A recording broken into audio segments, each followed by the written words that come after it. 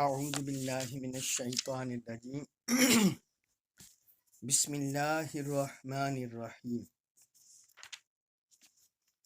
وما اور نہیں ظلمناہم ظلمنا ہم نے ظلم کیا ہم ان پر وما ظلمناہم اور ہم نے ان پر ظلم نہیں کیا ولیکن البتہ لیکن ظلموا انہوں نے ظلم کیا انفسہم اپنی جانوں پر ولیکن ظلموا انفسہم لیکن انہوں نے خود ہی اپنی جانوں پر ظلم کیا فما اغنت فما پس نہ اغنت کام آئے انہم ان کے آلہتہم الہن کی جمع آلہہ معبود آلہتہم ان کے معبود فما اغنت عنہم آلہتہم پس ان کے معبود ان کے کوئی کام نہ آئے اللاتی وہ جو یدعونا جنہیں وہ پوچھتے تھے من دون اللہ من سے دونی علاوہ اللہ کے من شیئن کچھ بھی فما اغنت عنہم آلہتہم اللاتی یدعونا من دون اللہ من شیئن سو ان کے وہ جھوٹے معبود جنہیں وہ اللہ کے سوا پوچھتے تھے ان کے کچھ کام نہ آئے لما جب جاء آیا امر ربی کا امر حکم ربی کا آپ کے رب کا جب آپ کے رب کا حکم عذاب آیا وما اور نہ زادوہم زادو وہ اضافہ کر سکیں ہم ان کے غیرہ سوائے تتبیب ہلاکت و بربادی کے تتبیب کا مطلب ہے ہلاکت و بربادی وما زادوہم غیر تتبیب اور وہ جو معبودان باطلہ تھے ان کے دیوتا تھے تو وہ صرف ان کی ہلاکت و بربادی میں ہی اضافہ کر سکے اب اس آیت مبارکہ میں اللہ رب العزت نے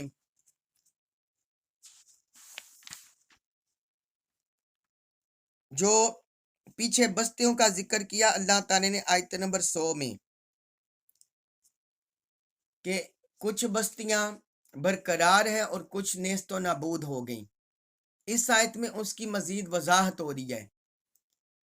کہ وہ بستیوں والے وہ بستیاں کیوں تباہ و برباد ہوئی اور گزشتہ اقوام پر کیوں عذاب آیا اس کا سبب اس آیت مبارکہ میں ذکر ہو رہا ہے اور قیامت کے دن جو معبودان باطلہ کا حال ہوگا وہ بھی اس آیت مبارکہ میں ذکر ہو رہا ہے اللہ تعالیٰ نے فرمایا وَمَا ظَلَمْنَاهُمْ وَلَكِنْ ظَلَمُوا أَنفُسَهُمْ ہم نے ان پر ظلم نہیں کیا بلکہ انہوں نے خود اپنی جانوں پر ظلم کیا انہوں نے خود اپنی جانوں پر ظلم کیا اس کی وجہ کیا ہے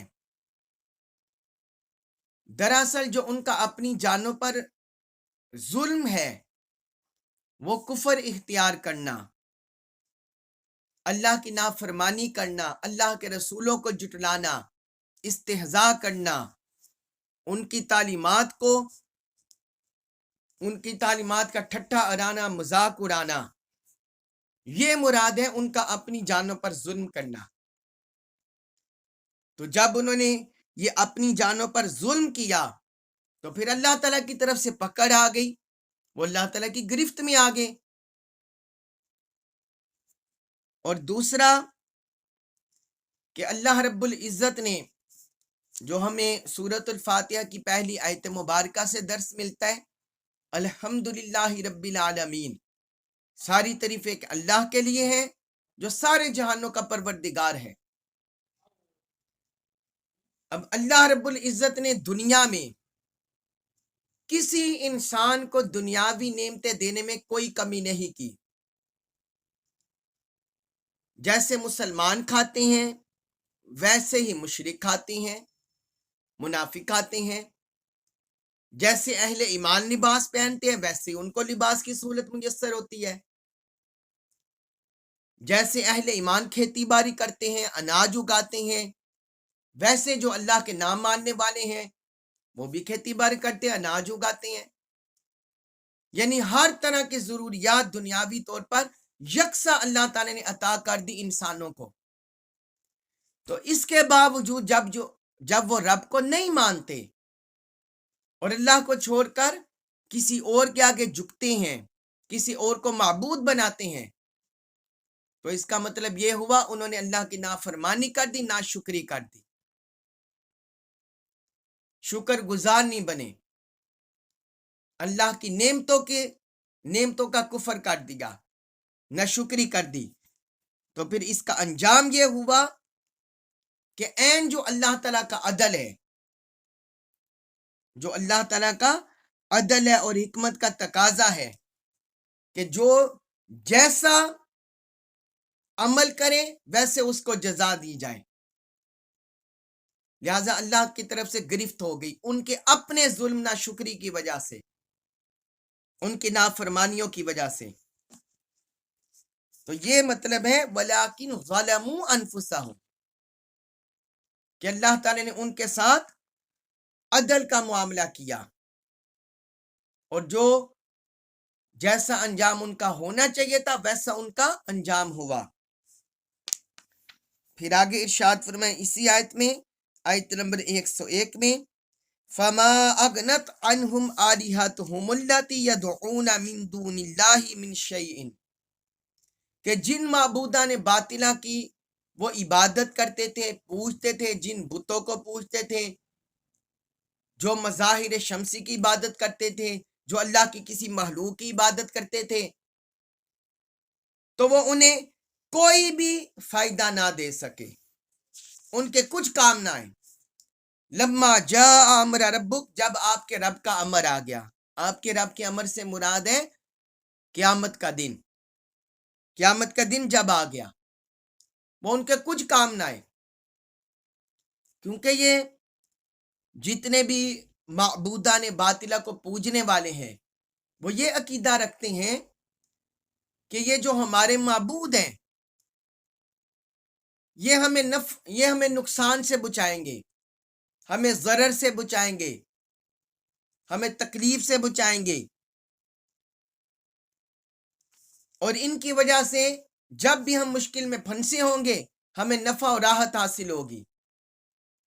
سکون ملے گا، نعمت رحمت مل جائے گی۔ یہ وہ عقیدہ کرتے ان کے بارے میں۔ تو اللہ تعالیٰ نے فرمایا جب رب کا امر آ گیا پھر یہ معبود ان کو کوئی نفع نہیں پہنچا سکے، ان کا سارا عقیدہ نظریہ وہ زائل ہو گیا، درے کا درا رہ گیا۔ وَمَا زَادُوهُمْ غَيْرَ تَتْبِیب، آگے یہ بھی اضافہ فرمایا کہ یہ جو معبودان باطلہ ہیں وہ ان کے بارے میں صرف ہلاکت و بربادی ہی اضافہ کر سکے، کیونکہ وہ کوئی کمی نہیں کریں گے بلکہ ان کی ہلاکت میں مزید اضافہ کریں گے۔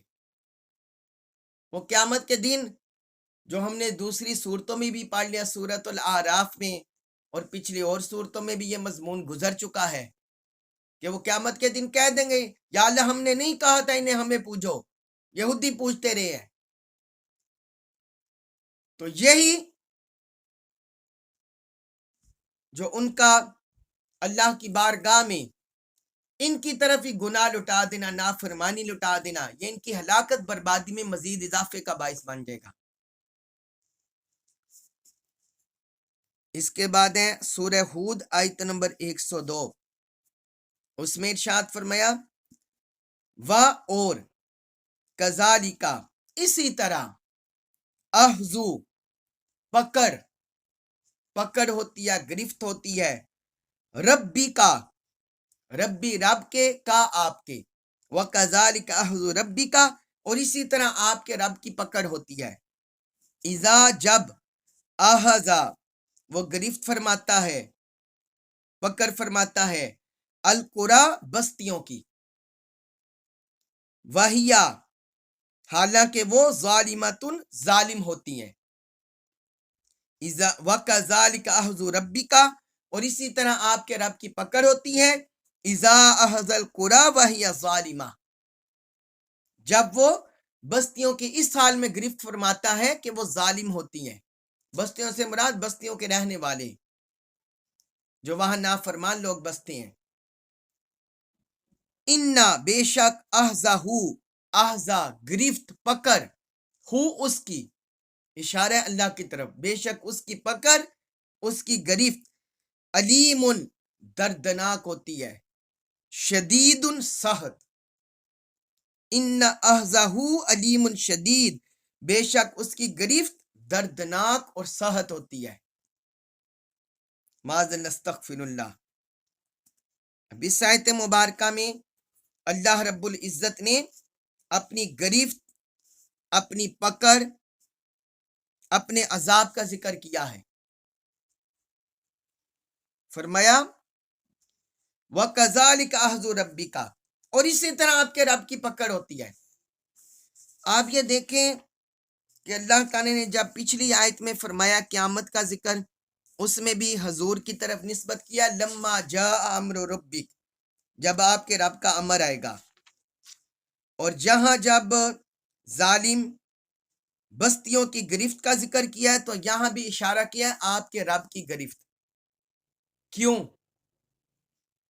اس وجہ سے کیا ہے کہ یہ ساری آیات مبارکہ مکہ مکرمہ میں نازل ہو رہی تھی، اور مکہ مکرمہ میں حضور کے مخالفین تھے، حضور کو جھٹلانے والے تھے۔ اس لیے اللہ تعالیٰ نے فرمایا اے حبیب ابھی یہ اگر اکڑے ہوئے ہیں، متکبر ہیں، اور آپ کے کلمہ سے منہ پھیرے ہوئے ہیں، تو پھر آپ کے رب کی پکڑ ہو جائے گی، پھر یہ گرفت میں آ جائیں گے، جس طرح گزشتہ بستیوں کی ہم نے گرفت کر لی، جو ہم سارے 7 انبیاء کرام کے احوال، قوموں کے احوال اس سورہ ہود میں پڑھے ہیں۔ حضرت نوح علیہ السلام، حضرت ہود، حضرت صالح، حضرت لوط، حضرت شعیب، حضرت موسیٰ علیہ السلام، ان کی بدبہ نافرمان قوموں کے احوال۔ تو اس لیے اس آیت میں فرمایا کہ اسی طرح آپ کے رب کی پکڑ ہوتی ہے، اذا اخذ القری وہی ظالمہ جب وہ بستیوں کی گرفت میں آتا ہے جب وہ ظالم ہوتی ہے، یعنی ایسے ہی پکڑ نہیں ہوتی، کوئی بستی ایسے ہی تباہ و برباد نہیں کی جاتی، کوئی علاقہ ایسے ہی منہدم نہیں کیا جاتا، معاذ اللہ کسی پر ایسے زلزلے، سیلاب، طوفان، باد و برا اسی طرح نہیں آتے، بلکہ رب کی طرف سے پکڑ ہوتی ہے جب وہ ظالم ہوتے ہیں، جب وہ اللہ کے احکام کی دھجیاں اڑا رہے ہوتے ہیں، معاذ اللہ اللہ اور اللہ کے رسول کے فرامین کلام کو پس پش ڈال رہے ہوتے ہیں، پھر فرمایا ان کی گرفت ہوتی ہے۔ یہ مضمون اللہ تعالی نے قرآن میں اور مقام پر بھی ذکر کیا ہے۔ پھر آگے اس آیت میں اللہ تعالی نے فرمایا ان احزہ علیم شدید، یہ مضمون اللہ تعالی نے اور آیت میں بھی کیا ہے، جس طرح سورۃ الانبیاء آیت نمبر 11 اس میں اللہ تعالی نے فرمایا وَكَمْ قَسَمْنَا مِنْ قَرْيَةٍ كَانَ ظَالِمَةً وَأَنشَأْنَا بَعْدَهَا قَوْمًا آخَرِينَ اور ہم نے کتنی بستیاں ہلاک کر دی جو ظلم کرنے والی تھی، اور ان کے بعد ہم نے دوسری قومیں پیدا کر دی، یعنی اللہ تعالیٰ کا طریقہ چلا آ رہا ہے، سنت چلی آ رہی ہے۔ اسی طرح سورۃ القصص آیت نمبر 59 اس میں بھی اللہ تعالیٰ نے ذکر کیا ہے وَمَا كُنَّا مُهْلِكِ الْقُرَىٰ إِلَّا وَأَهْلُهَا ظَالِمُونَ اور ہم بستیوں کو اسی وقت ہلاک کرنے والے ہیں جب ان میں رہنے والے ظلم کر رہے ہوں۔ اللہ تعالیٰ کا عذاب کسی بستی پر، کسی علاقے پر اسی وقت آتا ہے جب وہ ظالم ہو۔ اس آیت کی تفسیر میں ایک حدیث مبارک ہے، حضرت ابو موسیٰ اشعری رضی اللہ عنہ روایت کرتے ہیں کہ حضور نبی اکرم صلی اللہ علیہ وسلم نے فرمایا، بے شک اللہ تعالیٰ ظالم کو ڈیل دیتا رہتا ہے، مہلت دیتا ہے، حتیٰ کہ جب اس کو پکڑ لیتا ہے، اس کی گرفت کرتا ہے، پھر اس کو مہلت نہیں دیتا۔ جب تک ظالم کو ڈیل ہوتی ہے، مہلت ملتی رہتی ہے رب کی طرف سے، لیکن جب پکڑ ہو جاتی ہے، گرفت ہو جاتی ہے، پھر مہلت کا وقت ختم ہو جاتا ہے۔ یہ سنن ترمذی میں حدیث ہے، حدیث نمبر 3110، صحیح البخاری میں بھی ہے، حدیث نمبر 4686۔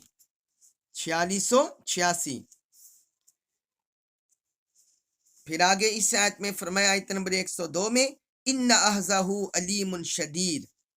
بے شک اس کی گرفت سخت دردناک ہوتی ہے۔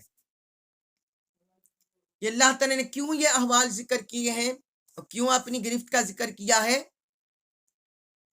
اس میں جو جن کی طرف قرآن نازل ہو رہا تھا، اہل مکہ، ان کو بھی تنبیہ ہے، اور آنے والے قیامت تک انسانوں کو تنبیہ ہے، خبردار ہے رب کی طرف سے، ایک الٹیمیٹم ہے کہ خبردار، رب کی نافرمانی سے بچ کر رہو۔ جہاں بھی ظلم ہوگا، نا انصافی ہوگی، اللہ کے احکام کی خلاف ورزی ہوگی، پھر رب کی طرف سے گرفت ہو سکتی ہے۔ یہ اللہ تعالیٰ کے اختیار میں ہے، اس کی قدرت میں ہے۔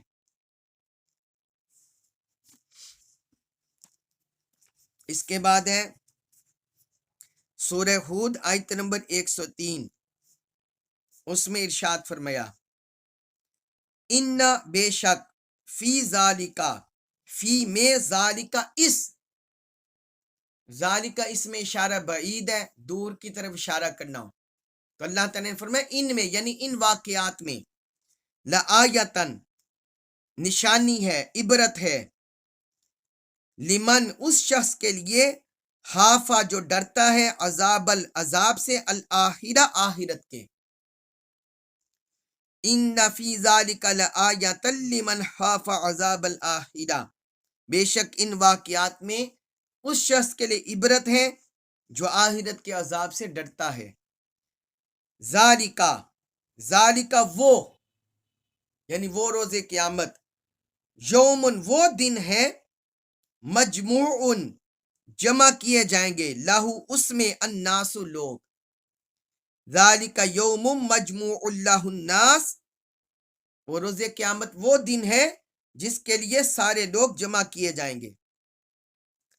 وذالکا اور وہی، یومن دن ہے، مشہود حاضر کیا جائے گا سب کو، مشہود کا مطلب حاضر ہونا،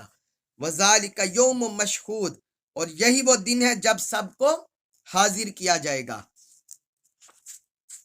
اب اللہ رب العزت نے اس آیت مبارکہ میں ایک تو تنبیہ کر دی، اور یہ بھی فرما دیا کہ یہ تنبیہ کس کو فائدہ مند ہے، اور پھر ساتھ قیامت کے وقوع کا ذکر کر دیا۔ فرمایا ان فی ذالک لآیۃ، بے شک ان واقعات میں نشانی ہے، عبرت ہے، تنبیہ ہے، خبرداری ہے، کس کے لیے؟ لمن خاف عذاب الآخرہ، جو شخص آخرت کے عذاب سے ڈرتا ہے، یعنی جو بندہ بھی آخرت کے عذاب سے ڈرتا ہے، اللہ کے حضور کھڑے ہونے سے ڈرتا ہے، اپنے انجام سے ڈرتا ہے، اسے جزا و سزا کی فکر ہے، فرمایا اس میں ان کے لیے نشانیاں ہیں، ان کے لیے عبرت ہے، اس بندے کے لیے عبرت ہے ان واقعات میں، کہ جو بندہ بھی عبرت کے انداز سے ان واقعات کو پڑھے گا، وہ رب کی بارگاہ سے ڈر جائے گا، اس کے اندر خوف خدا پیدا ہو جائے گا، خوف آخرت پیدا ہو جائے گی، وہ گناہوں سے، نافرمانیوں سے بچ جائے گا۔ پھر آگے اللہ تعالیٰ نے اس کی مزید وضاحت فرمائی کہ عذاب آخرت کیا ہے، ذالک یوم مجموع اللہ الناس، فرمایا یہ وہ دن ہے جس میں سب لوگ جمع کیے جائیں گے، وذالک یوم مشہود، اور یہی وہ دن ہے جب سب کو حاضر کیا جائے گا۔ قیامت کا دن وقوع کیوں ہوگا؟ سوال یہ ہے آخرت برپا کیوں ہوگی؟ قیامت کا دن رب نے کیوں رکھا ہے؟ اس میں کیا حکمت ہے، کیا سبب ہے قیامت کو وقوع کرنے کی، برپا کرنے کی، کہ جو سارے لوگ اس میں کیوں جمع کیے جائیں گے اور حاضر کیوں ہوں گے؟ جس طرح دنیا کا نظام چلتا ہے اسی طرح چلتا رہے۔ آخرت کو برپا کرنے کی، قیامت کو برپا کرنے کی کیوں ضرورت ہے؟ تو یہ بات سمجھیے، دنیا میں ہم دیکھتے ہیں اپنی نگاہوں کے سامنے جس طرح آج کل کے حالات ہیں، 2023 عیسوی، پھر اس سے پیچھے جب سے پاکستان بنا ہے، پھر باقی ملکوں کے حالات، کہ یہاں ظالم ظلم کرتا کرتا کرتا گزر جاتا ہے۔ ہم اپنے گلی محلوں میں بھی دیکھتے ہیں، علاقوں میں بھی دیکھتے ہیں، قومی لیول پر بھی دیکھتے ہیں، اپنے ملکی حالات میں بھی دیکھتے ہیں، پھر اسی طرح بین الاقوامی لحاظ سے بھی بعض لوگ، بعض شخصیات ہماری نگاہوں میں ہوتی ہیں کہ لوگ ظلم کرتے کرتے گزر جاتے ہیں، ان کی دنیا میں گرفت نہیں ہوتی، پکڑ نہیں ہوتی۔ اب ظالم تو چلا گیا، اور جس بندے پر وہ ظلم کرتا رہا اب اس کا کیا بنے گا؟ کیا مظلوم انصاف سے محروم ہو جائے گا؟ کیا ظالم کی کوئی پکڑ نہیں ہوگی؟ کیا اس کو کوئی قید نہیں ہوگی؟ تو یہ اللہ رب العزت کی منشا کے خلاف ہے، اس کے عدل کے خلاف ہے۔ اس لیے رب نے قیامت کا نظام رکھا تاکہ ہر ظالم کو اس کے کیے کی سزا ملے، اور ہر مظلوم کو اس کے صبر کی جزا ملے۔ جو وہ صبر کرتا رہا اور جزا نہیں ملی اسے دنیا میں، وہ وہاں جزا پائے۔ اس لیے اللہ رب العزت نے یوم آخرت، قیامت کا وقوع رکھا کہ وہاں جزا و سزا کے فیصلے ہوں گے۔ اللہ رب العزت کے عدل سے وہاں دنیا کی طرح کرپشن، رشوت نہیں چلے گی، اللہ کی جزا و سزا کے فیصلے ہوں گے۔ اس لیے اللہ پاک نے نظام جاری رکھا۔ پھر آگے فرمایا سورہ ہود آیت نمبر 104 میں، وما، اور نہیں، نؤخرہ ہم مؤخر کر رہے ہوں اسے، یعنی یوم آخرت کو، الا مگر، لأجل، مدت کے لیے، اجل مدت، لیے، معدود مقررہ، وما نؤخرہ الا لأجل معدود، اور ہم اسے مؤخر نہیں کر رہے مگر مقررہ مدت کے لیے جو پہلے سے طے ہے۔ مطلب یہ ہے کہ قیامت کا دن جو ہم ابھی دیکھ رہے ہیں کہ دن کے دن گزر رہے ہیں، سال گزر رہے ہیں، صدی پچھلی گزر گئی، اور زمانے بنے، ہزار سال بیت گئے انسانوں کو، اور یہ کائنات بنی کروڑوں سال، لاکھوں کروڑوں سال ہو گئے۔ تو فرمایا وہ قیامت کا دن، اس کی مقررہ مدت، وہ مقررہ مدت کے لیے ہم مؤخر کیا ہے، ہم نے اسے مقررہ مدت کے لیے مؤخر کیا ہے۔ بالآخر جب رب کا امر ہوگا تو وہ قیامت برپا ہو جائے گی، قیامت برپا ہو جائے گی، اور اس میں پھر سارے لوگ جمع ہو جائیں گے، حاضر ہو جائیں گے، نیک و بد بھی حاضر ہو جائیں گے، اور بعض روایات کے مطابق آسمان و زمین والے سارے حاضر ہو جائیں گے، سارے اس میں حاضر ہو جائیں گے۔ وہ اللہ کے علم میں ہے کہ کب قیامت برپا ہوگی۔ اللہ تبارک و تعالی سے دعا ہے کہ اللہ تعالی ہمیں ظالموں کے، نافرمانوں کے، جیسے اعمال سیئہ سے ہمیں ہماری حفاظت فرمائے، ہمیں اپنی پناہ عطا فرمائے، نیکی، صالحیت، طاعات اور اپنی بندگی کے اعمال کرنے کی توفیق عطا فرمائے، قرآن مجید کا کامل فہم نصیب فرمائے اور ہمیں اس پر عمل پیرا ہونے کی توفیق عطا فرمائے۔ وما علیہ الا البلاغ المبین۔